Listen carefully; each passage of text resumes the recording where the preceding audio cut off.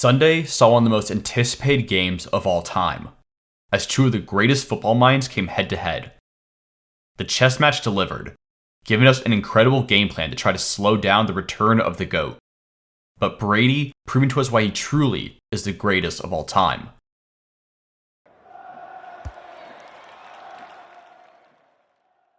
Nobody knows Tom Brady quite like Bill Belichick. After 20 years of working together, analyzing every single rep, every single snippet of film, Bill is in a unique position to design a game plan.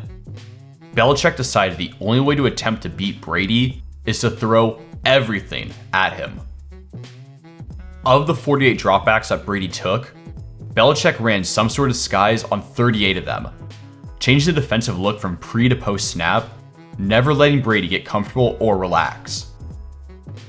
The Pats predominantly played man, mixing in various blitzes and robber zones to shut off any underneath concepts, and threw in zone as a changeup to keep Brady guessing. On this early third down, Bill forces Brady into a hot read throw by changing the defense at the last second. With everybody stood up at the line and 4 secondary players back deep, this looks like some sort of blitz. Switching to the end zone view, you can see there's 2 players lined up in the A-gaps, forcing Brady to pinch the protection. Brady also spots McCourty down in the box on the weak side, which is a dead giveaway for the Pats cover 0 blitz. There's no tight end on this side of the field, and he doesn't often cover the running back, so this is probably all-out pressure, leaving Fournette open in the flat. However, at the last second, McCourty changes the call to a hybrid man zone. Uche drops to cover the crossers. Van Noy drops to the flat to cover Fournette, and the Pats get a free rusher in Judon with only a 3-man rush. Brady is forced to hurry and throws a ground ball. Even if completed, there were 2 Patriot defenders they are ready to make a tackle. Here on a 2nd and long, they get Brady off his spot and force another incompletion. It looks like it's easy man on the outside, but the Patriots are showing an ambiguous rush up front. Again, they drop out of it, with Adrian Phillips faking the blitz before dropping into a middle zone. Both edges dropping to hook curls, and sending Van Noy on a loop stunt around Barmore and Godchaux. The inside zones clog up Brady's quick options, and Barmore beats his man inside, forcing Tom to have to roll out, and he can't quite get the pass to Brady. Here, Belichick shows more fake pressure, presenting a double A-gap blitz, but actually dropping into a cover 1 robber. Good coverage on the back end forces Brady to double clutch the ball, and pressure from Barmore forces another ground ball. Late and in the red zone, Belichick forces Brady off the spot again, making the Bucs settle for 3. The motion reveals its man, but it's not how you would expect it. Miles Brandt and Jalen Mills are actually bracketing Godwin, which takes away the crossing route, with Mills then dropping to play the half and cover 2. Knowing it's end zone or bust, Adrian Phillips gives himself plenty of space as not to get picked by Howard or Evans, and he's ready to jump the ball to Brady if Brady goes that way. Up front, the Pats run another loop. 92 holds the center's attention, and Judon takes on both the right guard and right tackle, allowing Van Noy to loop around for the pressure. Bringing the loop from so far away means the right tackle can't even see Van Noy coming, and he's there to bring down Brady. However, he makes a horrible diving attempt, and Brady just jukes him and rolls out right. Luckily, disciplined defense on the back end forces the prayer ball. Despite the weather stealing some balls and an ever-changing chameleon defense, Brady remained calm, scanning the field to find the mismatch or open gap, and firing the ball in. Here, the Patriots give an even more ambiguous rush look with nobody having their hand in the dirt. This looks like it's a pretty clear man coverage, but on the snap, the Patriots bail into a Tampa 2 spy, only rushing 3. Brady isn't fooled though, instantly recognizing the coverage and locating the best spot for the ball, finding Antonio Brown in the flat on his crucial 3rd down. Having been faking pressure and scrambling the rush all game, the Pats finally bring the house on this late 3rd down. However, Brady is too good for the Goblin at DC, finding Cameron Brate immediately on the skinny post. Here, they try to drop 3 middle zones and play man across the board. But Brady quickly finds a weak link in the defense, spotting a huge cushion Jones is giving Antonio Brown and lasering the ball in. Brady is a master at finding these mismatches and then continually exploiting it. Jones had been struggling against Antonio Brown all day, so when he gets knocked out the snap before this, Brady, of course, immediately hunted down his replacement, special teamer Justin Bethel. And it's not too difficult to predict what happens next. The drive to take the lead starts with another good example. Spreading it out, Brady can see the Pats are in man with Van Noy so close to the boundary. He doesn't know that the Pats are going to drop zones underneath, but it doesn't matter if you're playing one-on-one.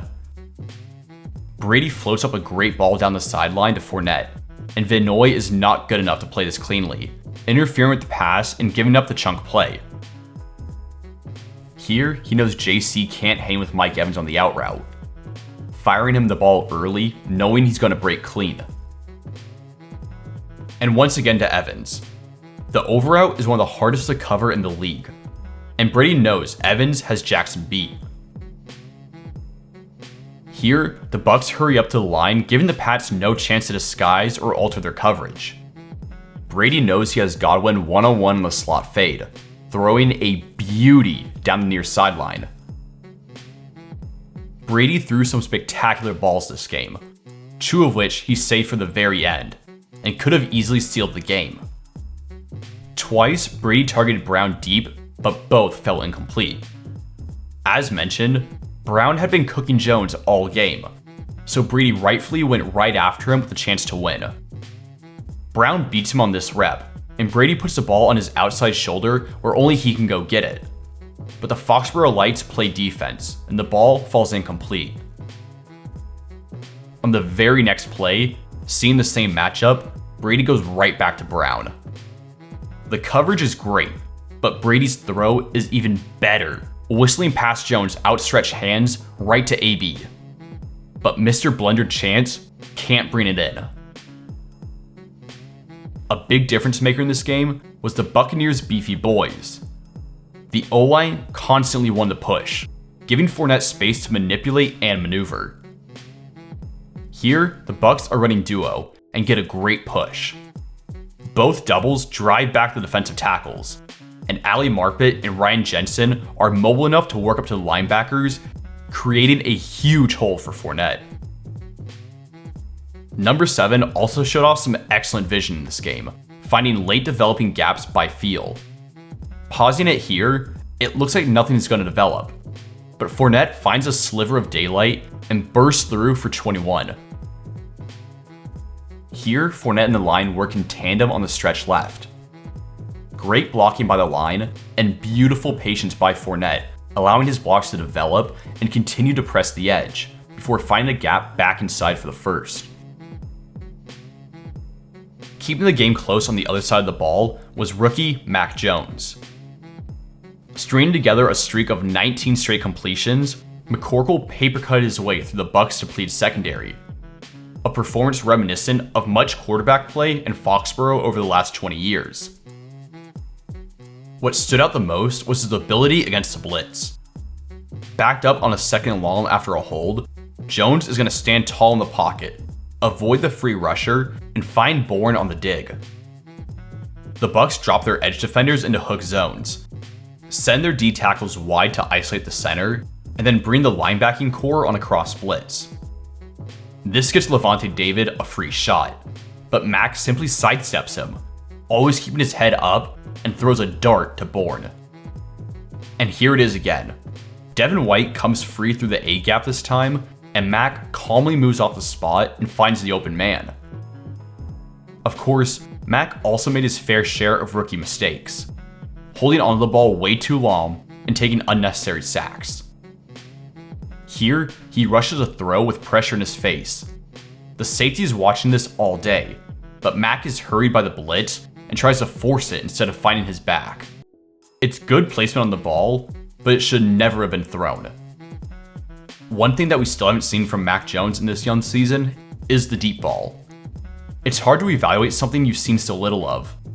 and I'm sure the play calling has something to do with the injury to right tackle Trent Brown, who has missed the last 3 games. But the Patriots' offense remains extremely condensed. Mac has attempted just 14 passes over 20 yards this season, going 2 of 14 for 52 yards and an interception. McDaniel's offense might appear to be expansive from the broadcast view, thanks to a nice throwback screen and some clever trick plays sprinkled in. But the coaching staff is certainly bringing Mac Jones along slowly. The conservative nature of the offensive play calling shone brightest when the Patriots elected to kick it for the post rather than go for it on 4th and 3. This was flat out the wrong decision. I understand that your kicker was making it from 60 in worse conditions in warm-up, but there's still so many things wrong with the decision. First of all, even if you make the kick, it's still a field goal game, and you're about to give the ball back to the greatest quarterback of all time. A guy who you have seen dozens of times pull off ridiculous, game-winning, physics-defying comebacks to give you the win. And you choose to give him the ball back with just a minute and 2 timeouts? I just don't understand it. What makes this worse is the 3rd down call before this worked. The Patriots have been roasting the still seemingly retired Richard Sherman all game, and they had him beat again. Here, they used Hunter Henry to create a natural route for Jacoby Myers, and Mac Jones would have found him in stride if not for a great defensive bat down at the line. One call never cost you the game, but this was a stupid decision. The only thing I can think of that held them back from going for it was bringing Mac Jones along slowly, and I don't like that. I'm sure Brady was happy with the call though, leaving Foxborough with a familiar feeling. The W. Thanks for watching. If you enjoyed this video, please leave a like and a comment down below as it really helps the channel grow.